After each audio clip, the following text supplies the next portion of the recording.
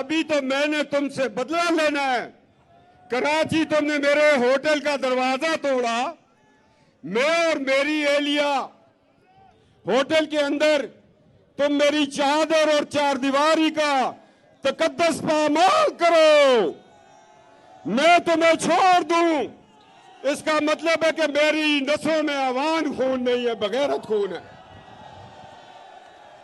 गैरत है या नहीं है?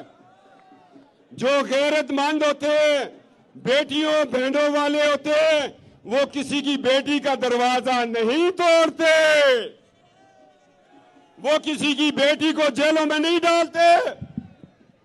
तुम क्या समझते हो कि सारी जिंदगी तुम लेफ्टिनेंट जनरल रहोगे, मेरी तरह तुम रिटायर्ड हो जाओगे?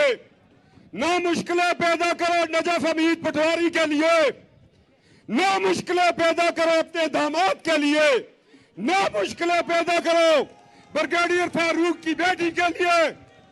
तुम अगर मेरी इज्जत पे हाथ डालो, कसम खुदा की मैं तुम्हारे ऊपर बम बन के गिर जाऊंगा।